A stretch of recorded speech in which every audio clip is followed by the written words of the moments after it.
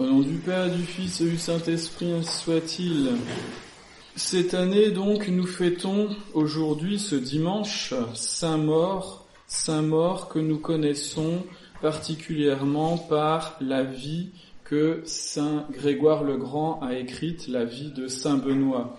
Dans cette vie de Saint Benoît, tout le monde connaît cet épisode du petit Placide qui allait puiser de l'eau et qui a été emporté, qui était près de se noyer, et Saint Benoît a eu cette vision et a envoyé son disciple mort le sauver de la noyade. Saint Maur, ne réfléchissant pas, court, et il court tellement bien qu'il marche sur l'eau et sauve le petit Placide.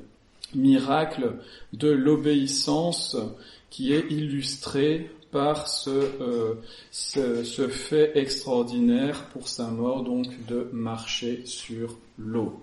Évidemment, les rationalistes, comme d'habitude, vont nier ce genre de miracle, alors que c'est raconté, et donc il n'y a pas lieu de remettre en cause cette réalité, parce que nous le savons, le bon Dieu peut permettre et faire des choses extraordinaires, et permettre d'illustrer certaines vertus par le moyen de miracles extraordinaires, comme celui de Saint Maur qui marche sur l'eau.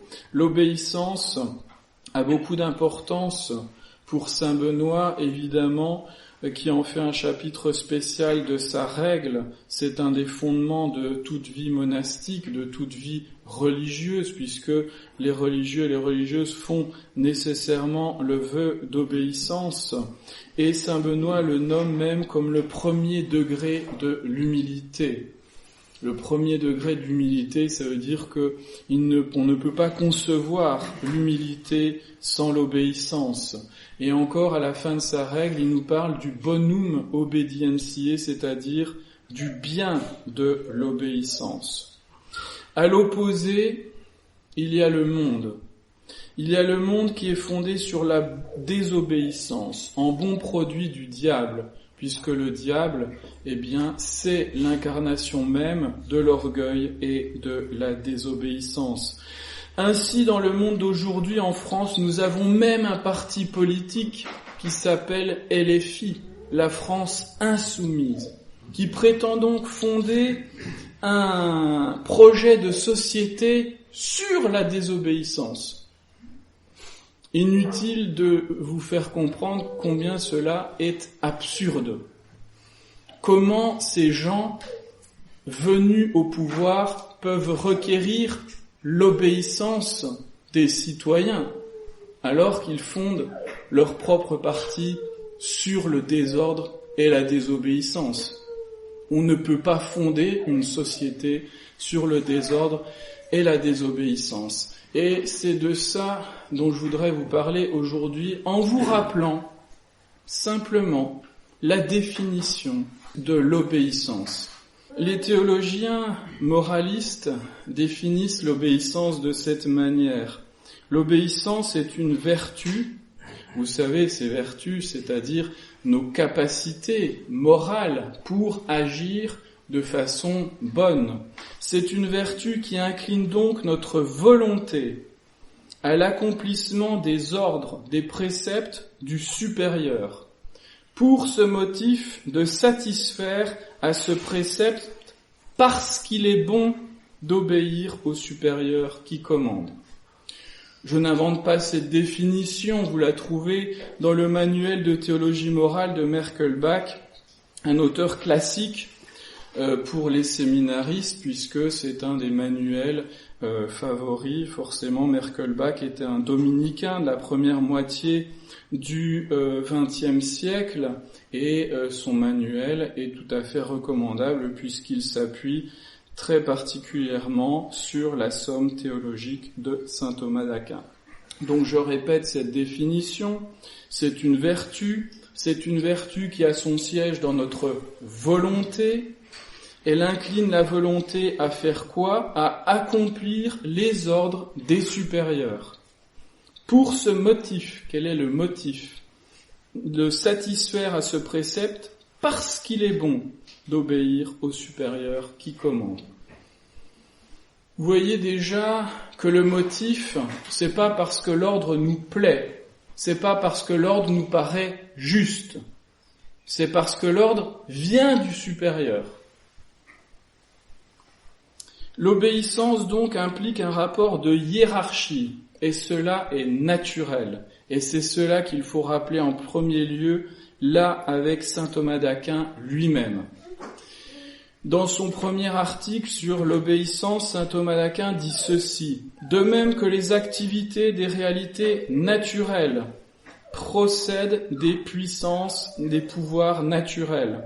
De même, les activités humaines procèdent de la volonté humaine. » Simplement, il s'agit de comprendre que les choses, les êtres, les réalités naturelles agissent selon leur propre nature.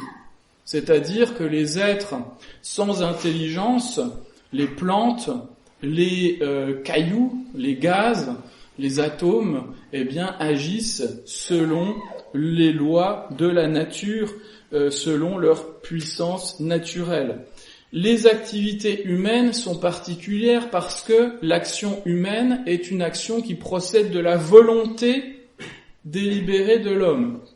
Donc, nous faisons avec saint Thomas cette comparaison. De même que dans les réalités naturelles, il y a une hiérarchie, de même, dans la réalité de l'activité humaine, il y a une hiérarchie dans l'application des volontés. Continuons donc l'argument de saint Thomas. Or, c'est une loi de la nature que les êtres supérieurs fassent agir les inférieurs par la supériorité de la vertu naturelle que Dieu leur a donnée. Aussi faut-il encore que chez les hommes, les supérieurs actionnent, mettent en mouvement les inférieurs par leur propre volonté, en vertu de l'autorité qui leur a été confiée dans le plan de Dieu. Or, mouvoir par la raison et la volonté, c'est commander, c'est prescrire, c'est ordonner. C'est pourquoi, de même qu'en vertu de l'ordre naturel institué par Dieu, les êtres inférieurs sont nécessairement soumis à la motion que leur impriment les êtres supérieurs, et donc de même, chez les hommes, selon le plan du droit naturel et divin, les inférieurs sont tenus d'obéir à leurs supérieurs. Vous voyez qu'on est totalement à l'opposé de la mentalité liberté-égalité.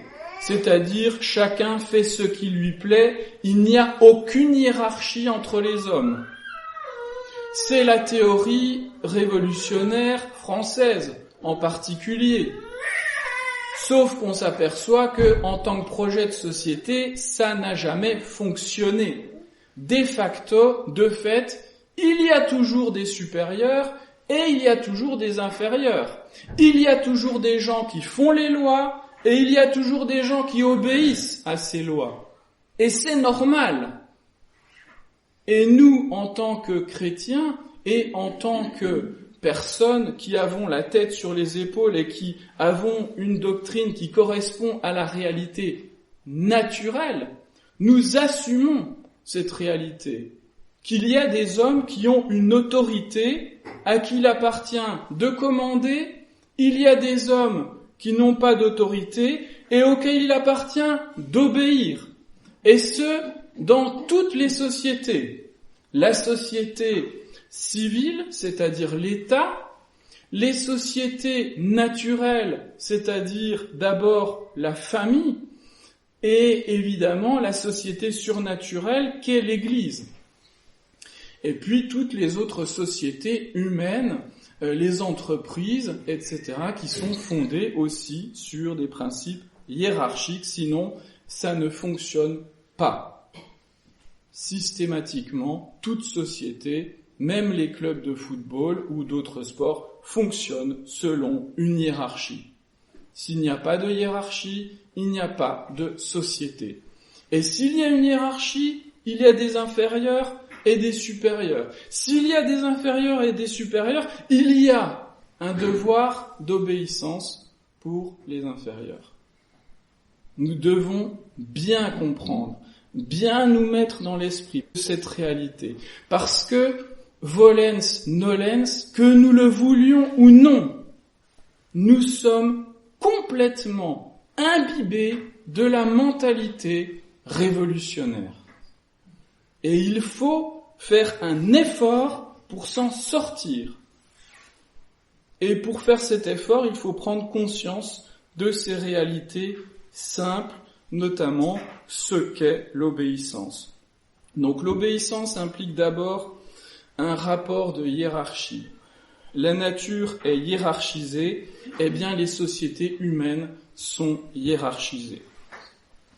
À qui doit-on donc obéir ? Eh bien, d'abord à Dieu, et en toutes choses. C'est évident. C'est lui le maître, le seigneur de toutes choses. Il faut donc obéir à Dieu en toutes choses. La volonté de Dieu se manifeste par la nature elle-même qu'il a posée avec ses lois. Donc notamment les lois de la société humaine, les lois qui découlent de la nature même de l'homme. Et puis aussi les lois que Dieu a posées. Donc les lois, le décalogue, donc les 10 commandements, et puis toutes les lois évangéliques de notre Seigneur Jésus-Christ. Ça, c'est la volonté de Dieu exprimée. Nous en sommes certains. Nous savons que si nous obéissons à cela, nous obéissons à Dieu. Donc vous voyez que ce qui est important, c'est qu'il ne faut pas déconnecter la loi de l'autorité qui promulgue la loi. D'ailleurs, l'autorité qui promulgue la loi fait partie de la définition même de la loi. La loi, elle ne vient pas de nulle part. La loi, elle vient d'un supérieur, elle ne peut avoir force de loi, de règle, que si elle vient du bon supérieur et dans l'ordre dans lequel il peut commander. Par exemple, un chef d'entreprise, il ne peut commander à ses subordonnés que dans le cadre et sur les questions qui concernent l'entreprise. Il ne peut pas commander à ses subordonnés des choses qui ne relèvent pas des réalités de l'entreprise. Dans ce cas-là, évidemment, les subordonnés, de soi, n'ont pas à obéir. Ils n'ont pas un devoir d'obéissance parce que sur ces choses-là, ce n'est pas leur supérieur. Par contre, dans la société civile, les autorités, doivent être obéies. Donc d'abord, il faut obéir à Dieu. Et donc Dieu, étant donné qu'il est supérieur à tout le monde, il faut obéir à Dieu en toutes choses. Deuxièmement, on doit obéir aux hommes qui ont autorité sur les diverses sociétés. Dans la famille, on doit obéir au père de famille. C'est lui le chef de famille. Là encore, c'est le bon Dieu qui le pose ainsi. Saint Paul le rappelle très bien dans son épître aux Éphésiens. Mais attention, l'autorité quand même dans la famille, surtout vis-à-vis des enfants, est double. C'est-à-dire les enfants doivent obéir à leur mère. Et la mère doit obéir, l'épouse doit obéir à son mari, etc. Je vous fais pas un cours ici sur le mariage, mais c'est quand même un fondement de notre société. C'est-à-dire que si il y a une mauvaise relation hiérarchique au sein des familles, on ne peut pas éduquer convenablement des enfants et fonder une société plus importante sur un mauvais fonctionnement au sein des familles. Il y a les dirigeants de l'État, la société civile comme on l'appelle de façon traditionnelle. Donc les dirigeants de l'État ont droit à être obéis. Et évidemment, dans l'Église, société surnaturelle, ceux qui ont autorité dans l'Église.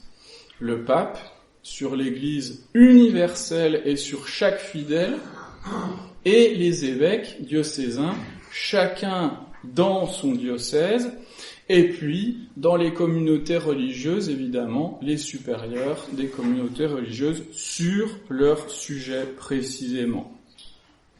Donc on doit obéir aux hommes. Penchons-nous particulièrement sur le cas de la société civile. Vous me direz, Et c'est ce que les hommes ont tendance à faire. Quand on ne veut pas obéir, qu'est-ce qu'on fait? Soit on va dire que l'ordre est injuste, soit on va dire que le supérieur n'est pas supérieur. Soit il dépasse ses attributions, ou bien il n'est pas du tout légitime, etc. C'est ce que certains essayent de dire, par exemple pour les autorités de la société civile. Comme ça, on n'a absolument à obéir à aucune loi, et c'est d'ailleurs, certains vont prendre à moitié des citations de saint Thomas d'Aquin en disant, il le dit. Il dit qu'un gouvernant qui ne gouverne pas pour le bien commun ou qui fait des lois mauvaises ou contre la loi de Dieu, etc., il perd son autorité, on ne doit pas lui obéir. Et il s'arrête là au niveau de la citation de saint Thomas. Comme ça, c'est beaucoup plus simple, sauf que saint Thomas continue en disant que pour le bien commun de la société, par contre, on doit souvent continuer d'obéir à ces gens-là. Donc même si de droit, effectivement, on peut les considérer comme n'ayant pas vraiment autorité, de fait, ils ont autorité et on doit leur obéir pour la plupart des choses pour pourvoir au bien commun de la société. C'est ainsi que l'Église a toujours pensé depuis les apôtres. Il suffit de lire Saint Pierre, Saint Paul dans son épître aux Romains particulièrement, où il suffit, moi je vais prendre une citation de Saint Augustin qui est très claire là-dessus. Quelquefois les puissances de la terre sont bonnes et craignent Dieu, tant mieux, et d'autres fois elles ne le craignent pas. Julien, donc Julien l'apostat, était un empereur infidèle à Dieu, même pire, infidèle, il était apostat, il avait apostasié de la foi catholique. Un apostat, un pervers, idolâtre, il a même essayé de reconstruire le temple de Jérusalem pour montrer que les prophéties de notre Seigneur étaient fausses. Grâce à cela, il l'a complètement détruit. Il a accompli complètement la prophétie de notre Seigneur. Les soldats chrétiens servirent cet empereur infidèle, nous dit saint Augustin. Mais dès qu'il s'agissait de la cause de Jésus-Christ, ils ne reconnaissaient que celui qui est dans le ciel, donc Jésus. Julien leur prescrivait-il d'honorer les idoles et de les encenser? Il mettait Dieu au-dessus du prince. Mais leur disait-il, formez vos rangs pour marcher contre telle nation ennemie? À l'instant, ils obéissaient. Ils distinguaient le maître éternel du maître temporel, et cependant, en vue du maître éternel, ils se soumettaient même à un tel maître temporel.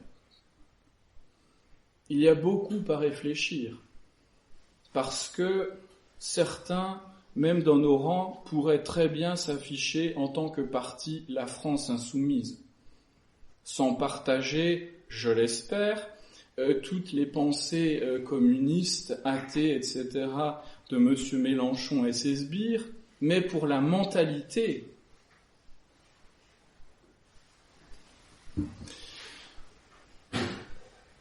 Donc, très clairement, il y a une hiérarchie dans les commandements. On doit obéir d'abord à Dieu.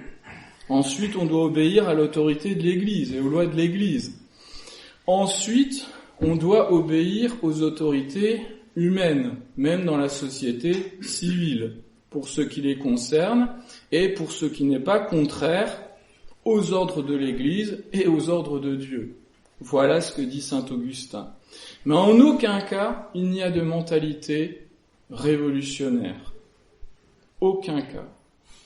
Vous ne trouverez jamais, chez les pères de l'Église, chez les papes, dans les conciles, chez les saints apôtres, une mentalité de révolte et de rébellion. Jamais. Parce que c'est la mentalité du diable. Saint Thomas d'Aquin nous dit ceci, puisque les inférieurs ont de multiples devoirs envers leurs supérieurs, dont l'un tout spécialement est de leur obéir, l'obéissance est donc une vertu spéciale ayant pour objet spécial le commandement express ou tacite, car la volonté du supérieur, de quelque façon qu'elle se manifeste, est comme un précepte tacite. Et l'obéissance se montre d'autant plus empressée qu'elle devance l'expression du précepte dès qu'elle a compris la volonté du supérieur. C'est exactement ce que fait Saint Maure dans cet épisode. C'est exactement ce que fait notre Seigneur Jésus-Christ lui-même dans l'épisode du premier dimanche après l'épiphanie, donc qui nous rappelle l'obéissance de notre Seigneur Jésus-Christ après cet épisode à l'âge de 12 ans au temple. L'Évangile nous dit « Et il leur était soumis à Saint Joseph et à la très sainte Vierge ». Et puis c'est aussi l'Évangile de ce deuxième dimanche après l'épiphanie, où nous voyons notre Seigneur Jésus-Christ, encore une fois, obéir à sa très sainte mère, Notre-Dame, qui lui dit simplement « Ils n'ont plus de vin ». Et notre Seigneur Jésus-Christ leur donne du vin à ses braves convives, en obéissant à sa mère.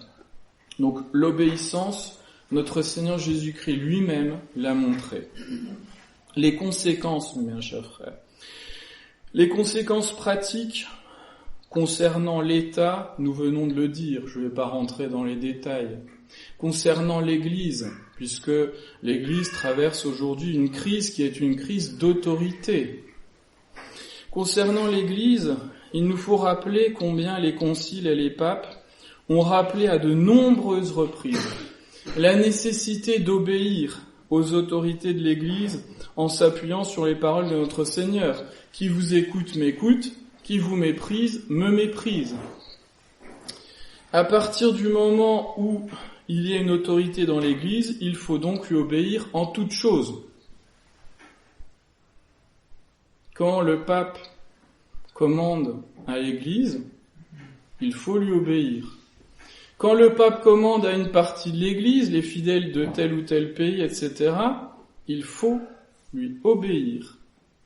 Il faut, sous peine de péché et de péché grave. Là encore, c'est ce que disent saint Thomas et les théologiens moralistes. De soi, l'obéissance est une faute grave.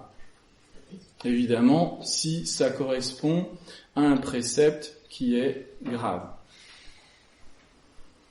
Voilà ce que dit le Concile du Vatican, Vatican I donc. Je vous dis, je n'invente rien. Si vous voulez contester saint Thomas d'Aquin, saint Augustin, Vatican I, écoutez, très sérieusement, je ne peux pas faire grand-chose pour vous au niveau de l'esprit chrétien. On est précisément dans ce qui est condamné, c'est-à-dire l'orgueil. Et derrière l'orgueil, la volonté de faire ce qui nous plaît, simplement. Voilà ce que dit le Concile du Vatican. Les pasteurs de tout rite et de tout rang, ainsi que les fidèles, tant chacun séparément que tous ensemble, sont tenus au devoir de subordination hiérarchique et de vraie obéissance, non seulement dans les questions qui concernent la foi et les mœurs, non seulement, mais aussi dans celles qui touchent à la discipline et au gouvernement de l'Église répandue dans le monde entier. Si le pape fait une réforme liturgique, il faut lui obéir. Ça concerne la discipline de l'Église. Ce n'est pas moi qui le dis, c'est la conséquence. C'est tout. Donc si Paul VI fait une nouvelle messe, il faut obéir. À partir du moment où il est pape. C'est le problème. Et il n'y a pas d'autre solution. Sinon, on n'est pas catholique et on méprise ce texte de Vatican I, et bien d'autres. Parce que ça, c'est un exemple parmi d'autres. Mais on peut citer la profession de foi du Concile de Trente, les différentes professions de foi demandées aux schismatiques qui reviennent à l'Église systématiquement. Là, l'obéissance au souverain pontife est requise. Et même en dehors des questions de foi, je le répète. Même en dehors des questions de foi. Simplement, question même de discipline. Alors, évidemment, en plus La nouvelle messe en particulier pose des problèmes de foi. Mais si elle pose des problèmes de foi, là encore, ça veut dire qu'elle ne peut pas émaner d'une véritable autorité de l'Église. Il n'y a pas d'autre solution. Les théologiens sont unanimes pour dire que le pape est infaillible quand il promulgue une liturgie, quand il promulgue des lois de l'Église. Donc là aussi, le nouveau code de droit canonique de 1983, qui est encore pratiqué aujourd'hui, pose de sérieux problèmes au niveau de la foi. Et quand on lit les expressions que Jean-Paul II a utilisées pour le promulguer, c'est toutes les expressions, on va dire, canoniques pour un texte défini de foi catholique. On est bien dans les questions d'infaillibilité. Quand un pape canonise quelqu'un, il le donne en exemple à l'Église. Exemple de foi, de morale, ça veut dire qu'il ne peut pas se tromper. Là aussi, les théologiens sont unanimes pour dire que le pape est infaillible dans les canonisations. Donc ça veut dire que si M. Bergoglio est vraiment pape, nous devons reconnaître toutes ces canonisations. Sinon, on n'est pas catholique. Ou bien on doit reconnaître qu'il n'est pas pape. Bref. Par conséquent, mes bien chers frères, je le répète, il n'existe jamais de devoir de désobéissance dans l'Église. Jamais. Soit on a une autorité de l'Église et il faut lui obéir pour être sauvé, soit ces personnes assises sur les sièges d'autorité ne sont pas vraiment l'autorité de l'Église, parce qu'une véritable autorité est préservée par le charisme de l'infaillibilité pour ce qui concerne la foi et les mœurs, et donc tout ce qui a trait à la foi et les mœurs quand il légifère notamment pour l'Église universelle. En conclusion, nous avons défini avec saint Thomas d'Aquin, avec les moralistes, en s'appuyant également sur saint Augustin ou sur Vatican I, là, nous avons défini l'obéissance. Il faut prendre conscience, mes bien chers frères, que nous vivons dans une société désordonnée et il faut rester fermement attaché aux principes d'autorité et d'obéissance. Tant dans la société civile, en s'appuyant sur les paroles de saint Augustin, et bien d'autres d'ailleurs, qu'on relise notamment les grands textes du pape Léon XIII à la fin du XIXe siècle.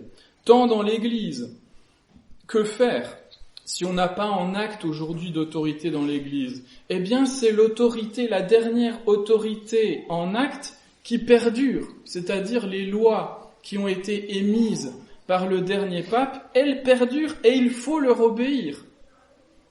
C'est pour ça qu'il faut obéir en toutes choses aux prescriptions, aux commandements, aux lois, dans quelque ordre que ce soit, qui ont été émises sous le pape Pie XII, car son autorité perdure à travers ces lois. Il n'est plus là pour les faire appliquer, certes, mais nous sommes encore là pour y obéir et pour maintenir cet esprit d'église, cet esprit d'obéissance.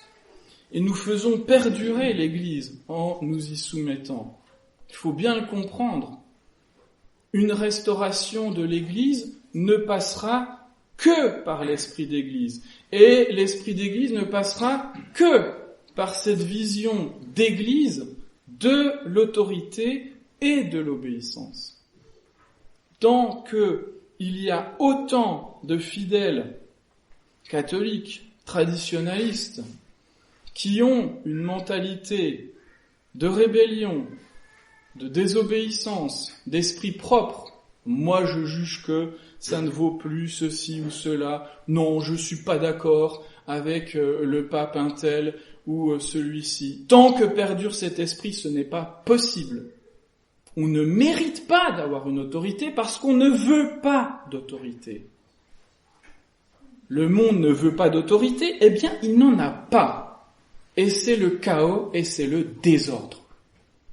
Vous voulez l'ordre? Eh bien commencez par le mettre dans vos idées, commencez par le mettre dans votre esprit, commencez par mettre les idées de la foi juste concernant l'autorité et l'obéissance. Au nom du Père et du Fils et du Saint-Esprit, ainsi soit-il.